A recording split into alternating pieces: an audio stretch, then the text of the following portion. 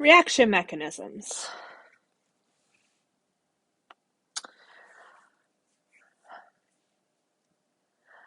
So when you see a reaction, you know that the molecules, the reactants need to hit each other with the right amount of force and the right orientation in order to react, in order to form the products. It's kind of hard to figure out, it's kind of hard to see big molecules, like here, this is glucose, doing that. And so scientists have proposed reaction mechanisms to explain that. Most chemical reactions do not occur in a single step, but through individual steps, which can be added together, just like we did in Hess's law in Unit 1. This is just some definition stuff. Each individual reaction is called an elementary step. Each step describes an individual molecular event. You'll see that they're very small and basic compared to the big reactions. It is the simplest step they have. And the rate law of an elementary step can be determined by its stoichiometry. Okay, so when we did rate laws, we said that when you look at the reaction, you can't figure out the rate law that way. But if it's an elementary step, if it's a mechanism, it can be done that way. And that's what we're going to talk about today.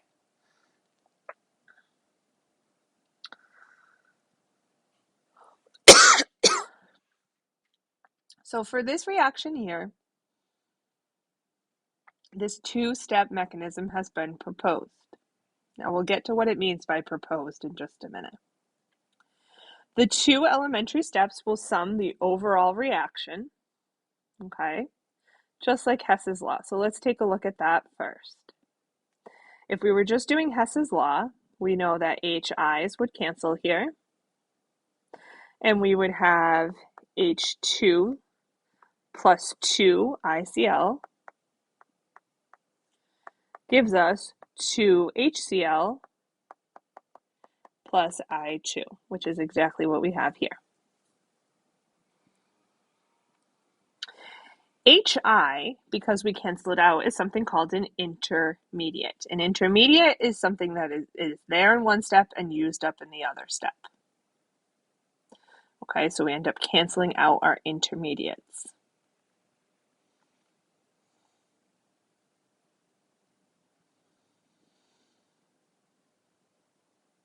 So let's talk about a couple more definitions here. Unimolecular means we have one molecule before the arrow. Bimolecular means we have two. So that can either be two of the same or two different ones. Termolecular is three. So it would be two of the same and one more. Even that's unlikely, never mind three different ones. Okay, so you'll see in some of these questions, it will ask, like, what's the more likely mechanism? You want to pick the one that has unimolecular and bimolecular elementary steps. If there's a termolecular elementary step, then it's not as likely. Okay, so when you're asked that type of question, that's what you want to be looking at. Here's where we say proposed. A mechanism is just a hypothesis. Okay, we have rules that make the hypothesis valid, but it's very difficult to prove that it's actually what's happening. So we have rules that will say it's consistent with the data.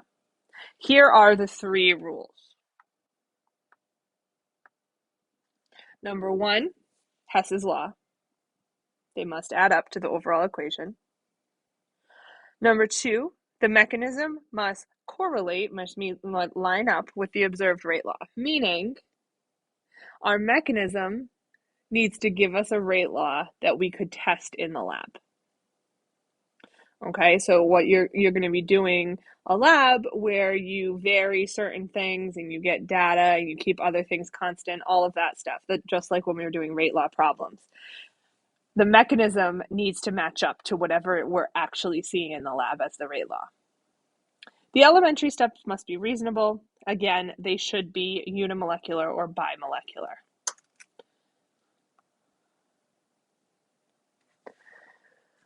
Once you have your elementary steps, you can use them to figure out the rate law. So back to our collision theory, sufficient energy and correct orientation. One step is going to be the slowest step. That is what we call the rate determining step. The slow step overall limits the overall reaction, so that tells us what the rate is going to be.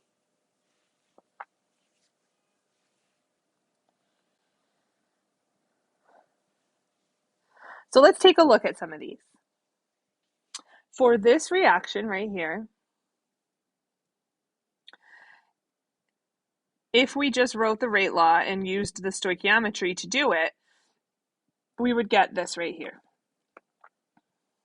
We know that's not the rate law for this one. Our data tells us that's not the rate law. What we know is the rate law is this right here. Okay, that is our data.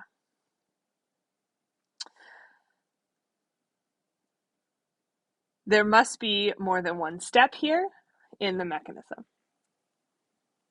So here we have the first step that's proposed and the second step.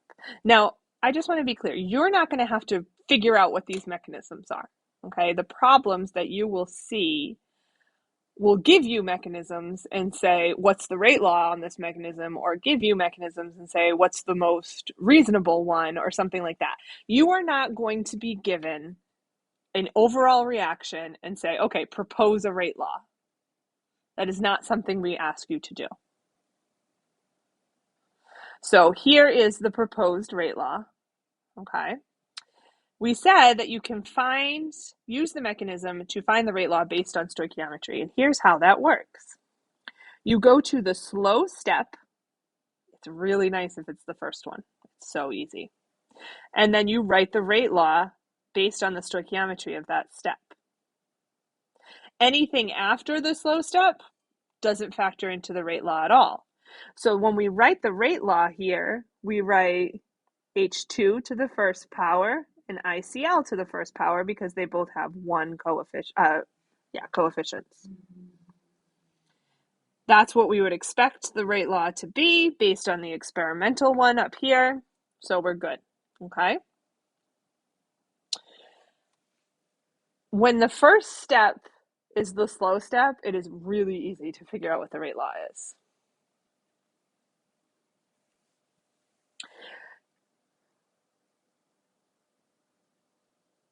You also might be asked to sketch a graph for a reaction based on the mechanism. Okay? So what you will do in that case is hopefully they'll tell you if it's endo or exothermic. This one is exothermic, so you know the PE diagram goes down here. It ends lower than it starts because it releases energy.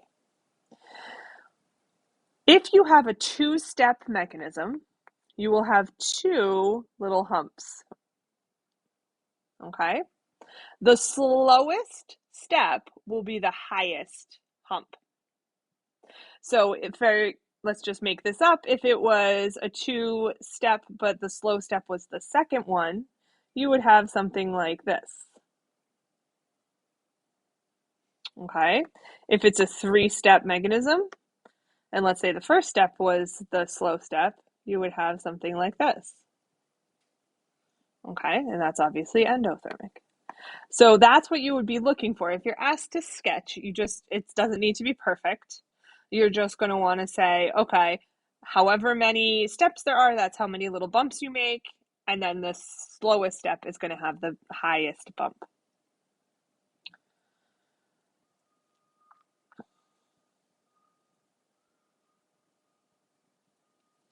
So let's take a look. Here we have another reaction.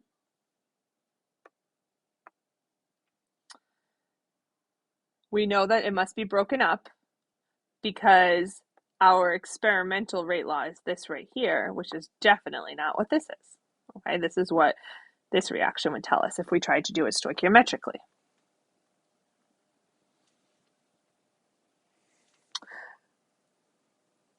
So scientists have proposed the following mechanism, this being the slow step, this being the fast step. So you need to check and make sure there are those three things are there. First, if we add these two together, like Hess's law, do we end up with our overall reaction? And the answer to that is yes. You can go ahead and try it if you want. Third, third, is it reasonable? These are both bimolecular, so that's reasonable. And then let's go back up to the second one. The second one says, does it have the same rate law as what we would experimentally want?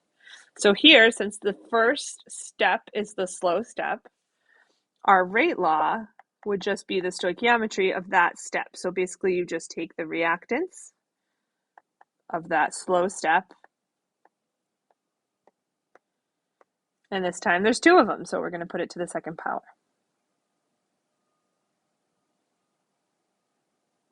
So that's how some things are zero order with respect to certain reactants, okay? We did that back a while ago, and we said we'd get to it. So the reason this one is zero order with respect to CO is because it's not in that slow rate determining step. And that slow rate determining step is the first one.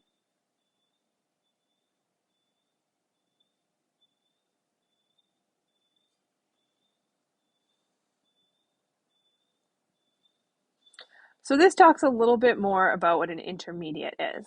NO3 is formed in the first step, but then consumed in the second one. So it's an intermediate. It does not show up in our overall reaction. Okay, they are not as stable, but they are more stable than something called an activated complex.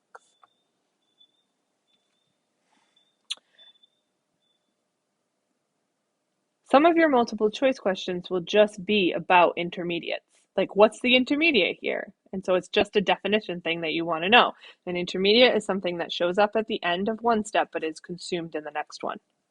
Or in the third one, as long as it's consumed before the end of the reaction. So here is the graph of that mechanism that we just looked at. Okay, you can see it's the potential energy. We have two humps because it's two steps, and the first step is the slow step, so it's going to be the highest one. This bottom part, this valley in between the two bumps, are the products of the first reaction. Okay, so it goes down a little, and then it goes back up to do the second reaction. And then you know this down here is the products at the end of the reaction. So that would be NO2 and CO2.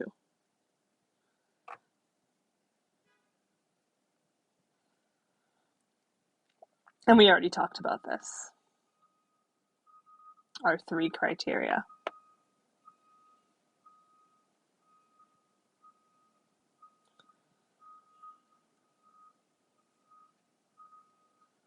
Okay, so this is a reaction where the stoichiometry does match up with our experimentally determined rate law. Keep in mind that because this is termolecular, meaning there are two NOs and one Br, that's three. Termolecular, and remember we're only looking at reactants for that. It's probably not a one-step mechanism. Likely there is another mechanism. Okay, whenever we see a termolecular step, it's probably not the elementary step. So let's talk about this. Doing rate laws for mechanisms gets really complicated when the first step is not the slow step. Okay, there's a quickie method, which I'm going to teach you, and that will work for a lot of problems, especially multiple choice. The problem is that if AP says justify in an FRQ, they're not going to accept the quickie method. So we'll also go over what's actually happening at a molecular level. Okay, so we'll do both of those things in this video.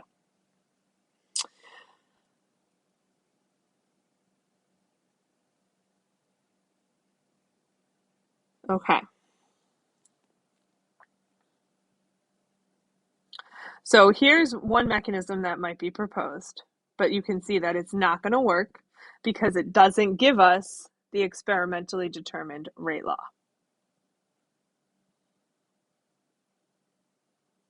If I should let me take a step back. If we just looked at this, okay? So if we just said, okay, we're just going to look at the slow step and write the rate law from that, that is not the same as this. Okay, so there must be going on there.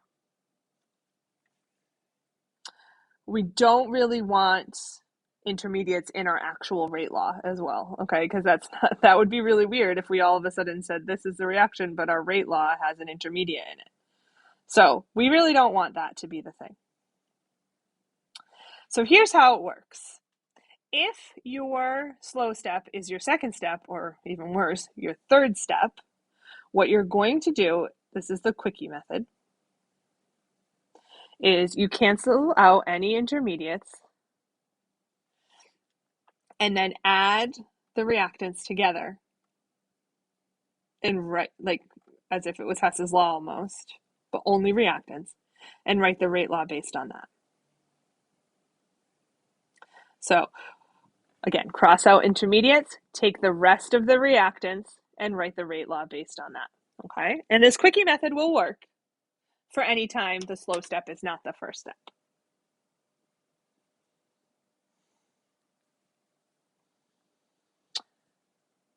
Again, if AP says justify, there's more to it. Okay, so if it's an FRQ, you need to talk more about what's going on. So what you'll do there is write the rate law for each elementary step.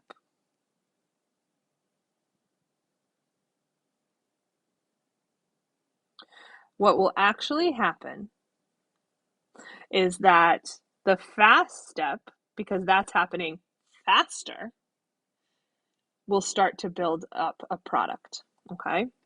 So this NOBR2 is getting made faster than it's getting used up, right? Because this is the fast step and this is the slow step, okay? So if our first step is making the intermediate, there's going to be some left over because it's just not being used up as fast because we got that slow step down here. So what will happen, because it's not used up fast enough, we'll also reverse this a little bit. And then the first reaction will end up at equilibrium.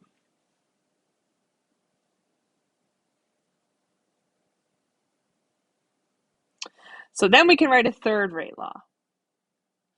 Rate law of the first one reversed. So rate law of the first step reversed is going to be this, okay? Because NOBR2 is then the reactant. Since forward rate equals reverse rate, what you can do is take the forward one, which is this right here, and set that equal to the reverse one, because you know forward and reverse at equilibrium are equal to each other. Solve for NOBR2 because we don't want an intermediate in our rate law, and then substitute it into the slow step.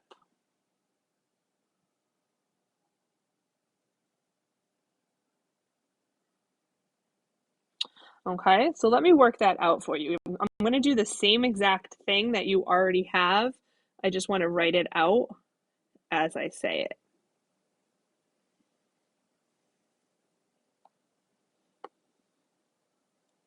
So you will have three rate laws. You'll have rate law number 1,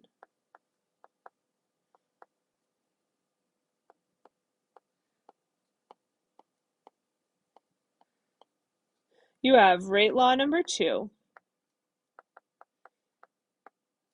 and this is for each elementary step of the mechanism. And then you're also going to have rate law of the reverse for number 1. Oops, what did I write? And that, because again, what's going to end up happening is because this isn't used up fast enough, the first step is going to go into equilibrium. Okay, now you know from unit 2 that these two are going to be equal to each other because they're both the same reaction, and the forward rate and the reverse rate are going to be equal in an equilibrium situation. So what we can do is set them equal to each other. Whoops, I forgot this.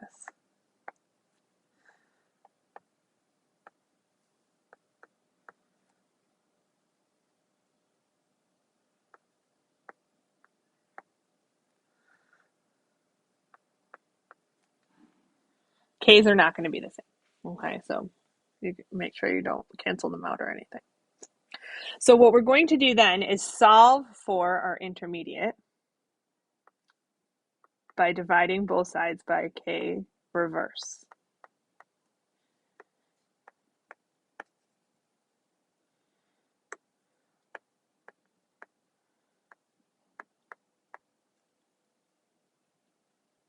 Then what you do is you substitute into the slow step.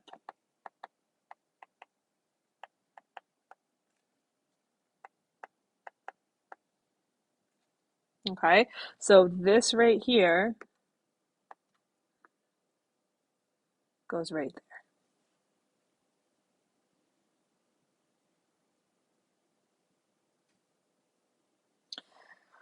So then we would end up with rate K2,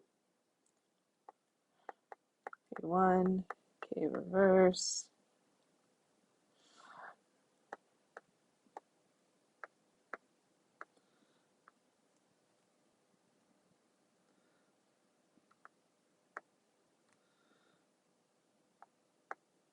and then don't forget about your little NO left over. Now all of these K's can be combined because we're just going to have one K, like one observed K. Okay, so I'm just going to put our new K, whatever that K for the full overall reaction is. So here we have like the second step, the first step, the reversed first step, but we're just going to have K for an overall reaction, so just write it as K. And then our NO2, we have 2 of them, so that will be squared, and then we have Br2. Okay, so that's what's actually happening. If AP asks you to justify in an FRQ, you should go through this process. Explain that the first step will go into equilibrium, so you can substitute and all of that. If it's just a multiple choice question, or if it just says write the rate law, you can use the quickie method.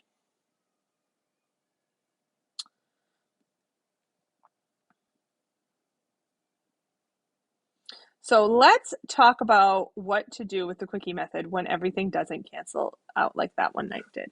Okay, so for this one right here, we have this mechanism. The second step is the slow step. So you know you're going to cancel out the intermediaries. The problem here is that we have this from the fast step.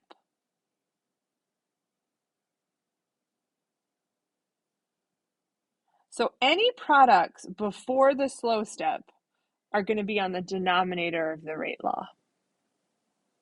If the product is in the slow step, we don't care. We don't write it. But if it's before the slow step and we don't cancel it out, you put it in the denominator of the rate law. So here we would write the rate law. It would be K. We have 2 NO2s, so squared, times O3. And then in the denominator, you would have O2 because that's a product before the slow step. That can also be written like this, and this is how you'll see it. With instead of having it as a fraction, you'll see the -1 exponent, which you know means on the denominator. What that means is that the O2 is actually kind of hindering the rate or the reaction. So the more O2 you have, the slower the rate is going to be. So here is the math done out like we just did on the other one. Okay, so same deal. we will end up taking the first one to equilibrium. So we'll have rate 1, rate 2, and rate reverse. We set them equal to each other. Solve for the intermediate. Plug it in and simplify everything. Okay, now I put this in your notes because I want you to be able to see it, but this is also something we can definitely go over together in class. I think this justification is very complicated, but also you can totally get it because it's just math, really. So I'm not going to go through it again the way I did with the last one, but if you want to do it in class, we absolutely can.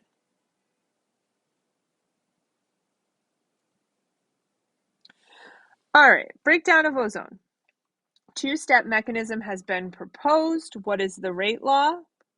This is a nice one because the rate law, the slow step in the mechanism is the first one. So all we have to do is look at this. Okay? It's so easy if it's the slow step is the first step of the mechanism. So here you just do rate equal to K and then the concentration of O3 because it doesn't even have a coefficient. Nice and easy.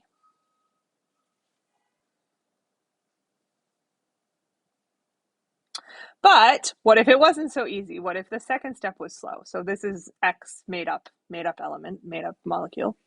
Okay. So using the quickie method to determine the rate law, we would cancel out the X's. And then we would add up the stuff before the arrow. So our rate would be K X to the X3 squared. But then don't forget, we have this product before the slow step. So that means we'll have X2 to the -1. This is not ozone, this is a made up thing. But if the second step was the slow step, that's how you would figure it out.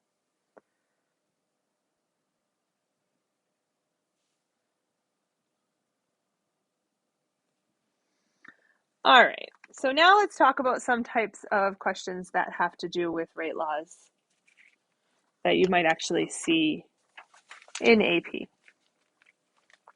Consider this reaction. The rate law is this. Which of these mechanisms is consistent with the rate law? And if it's not, why not? All right, so let's go through and write the rate laws here. This first one, the slow step, is the second step. So we'll cancel out the intermediates, but we can only cancel out one of those.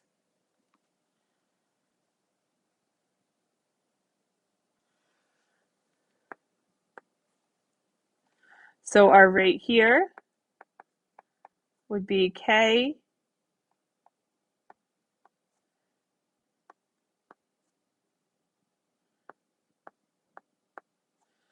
Okay, we don't have any negatives because we don't have any products before the slow step that are still existing. So that one will be okay. Then let's look at this one. The slow step here is the first step. So the rate here would just be NO squared. So that's not going to work. And then here we have a slow step. And our rate law will be NO2 plus times.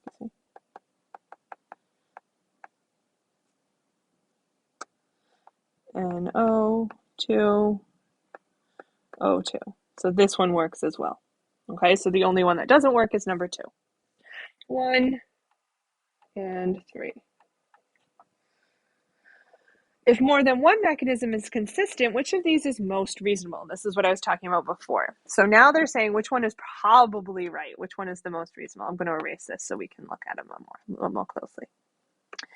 We're going to say the first one because look, this is just 2 molecules and this is 3 molecules. Okay, this is termolecular. If it has a termolecular step, it's probably not that reasonable. Let's look at number 3. 2 molecules, 2 molecules. So number 3 is going to be the more reasonable one, the more likely one. And that's because it's bimolecular, not termolecular. Okay, because mechanism number 1 has a termolecular step, it's less likely, even though it meets all the other requirements. Last problem here. What is the rate law expected? This one's nice because its slow step is the first step. So we would expect the rate law to be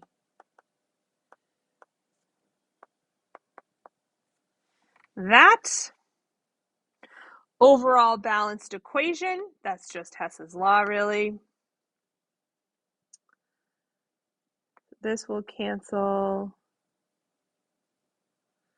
X will cancel. And you'll have A, B.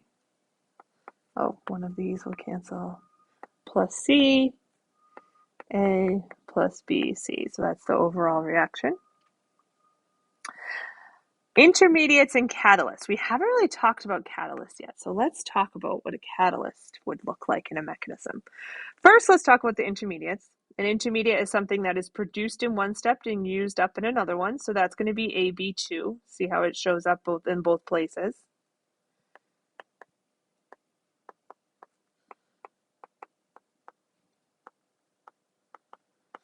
A catalyst is going to be something that you see at the beginning of the mechanism and again at the end of the mechanism. Okay, so I canceled out the X's when I wrote the overall reaction, but it's not an intermediate because it wasn't made, it wasn't produced, and we added it. Okay, if it's one of our reactants, it's added. So the catalyst is added and then also used up. Added and also regenerated at the end. Okay, so X is a catalyst. Last part of this is to sketch the energy diagram. Now, we haven't done thermo yet, but I will tell you that you might know from honors that this is going to be an endothermic, which means it will it will end higher than it started. Okay, so that's where it's going to end. You have 2 steps here, and the first step is the slow step, so it's going to have the higher bump. So we're going to have 2 bumps, and the second one's going to be a little bit lower, and then we end higher because it's endothermic.